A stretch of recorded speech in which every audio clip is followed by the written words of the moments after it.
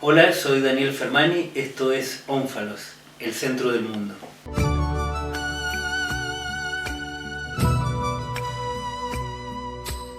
Y ahora vamos a hablar del teatro griego. ¿Por qué siempre hablamos del teatro griego?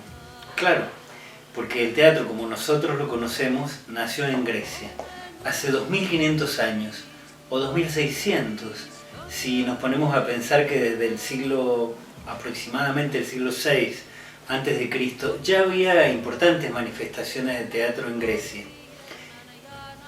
Había teatro antes de Grecia, había teatro en las otras civilizaciones que florecieron y se marchitaron también antes de la civilización griega.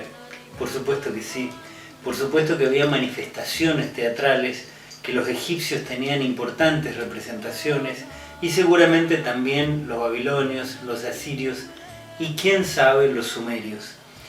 Pero ¿por qué partimos de Grecia para hablar de la historia del teatro de Occidente? Porque todas estas manifestaciones anteriores al teatro griego estaban relacionadas con los ritos religiosos. Por lo tanto, no se lo considera históricamente como teatro propiamente dicho, sino que se consideran representaciones religiosas. Seguramente las representaciones teatrales existen desde el origen de la comunidad humana, pero como arte fueron los griegos los que dieron al teatro su carnet de identidad. Y no solamente al género teatral, a todo lo que compone el género teatral. O sea, ellos inventaron el libreto teatral, inventaron la figura del dramaturgo, del director teatral, de la escenografía, de los actores y lo que es más importante, un lugar donde se realiza un arte que lleva el mismo nombre de ese lugar, o sea, el teatro, el theatrón, lugar para mirar en griego antiguo. Ellos construyeron los primeros teatros aprovechando las cuencas, las hondonadas de la geografía natural de Grecia. Hicieron en las laderas de las montañas las escalinatas, las graderías, y en la parte inferior hicieron la skene, la escena, el proscenio, la orquesta, el lugar donde se iban a ubicar los actores y el corifeo, y también la estatua del dios Dionisios, que según la mayor parte de las teorías es el origen del teatro griego.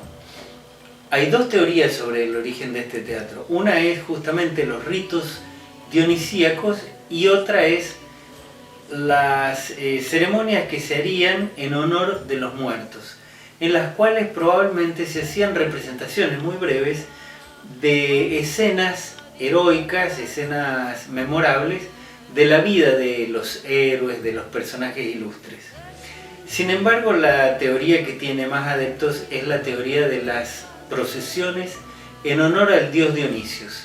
Estas procesiones báquicas o dionisíacas estaban relacionadas con la misma índole del dios, o sea, una índole ferviente, apasionada, sensual, en la cual se mezcla todo lo que es la fructificación de la tierra, pero también la fermentación de los frutos, especialmente de la uva, que va a provocar el vino, que va a provocar la embriaguez y que por lo tanto va a provocar esos estados dionisíacos, paradisíacos, surreales. Bueno, en estas procesiones, que no tenemos que imaginar como las procesiones cristianas, sino más bien como lo que hoy en día nosotros conocemos como una murga, o sea, una procesión festiva, con danzas, con cantos, con desbordes, con embriaguez. Durante estas procesiones, decía, probablemente uno de los integrantes de la procesión se separaba del resto del grupo e interpelaba a este grupo con parte de los himnos en honor a Dionisios, con alguna parte de texto. Nada más sencillo para construir un diálogo, o sea, un diálogo, una conversación entre dos personas.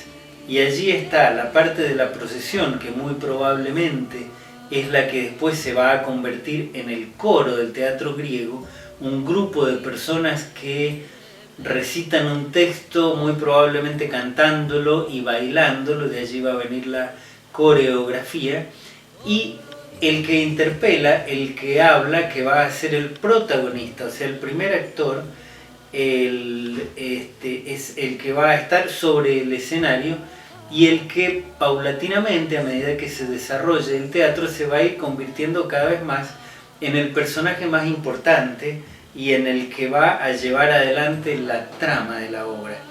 Esta, como les digo, es la teoría más difundida, más aceptada sobre el origen del teatro griego, es la que retoma incluso Aristóteles y es la que también está fundamentada en la presencia de la estatua de Dionisios en los teatros griegos. Si bien las obras griegas, prácticamente ninguna, solamente las bacantes, hacen referencia al dios Dionisio y a las fiestas dionisíacas.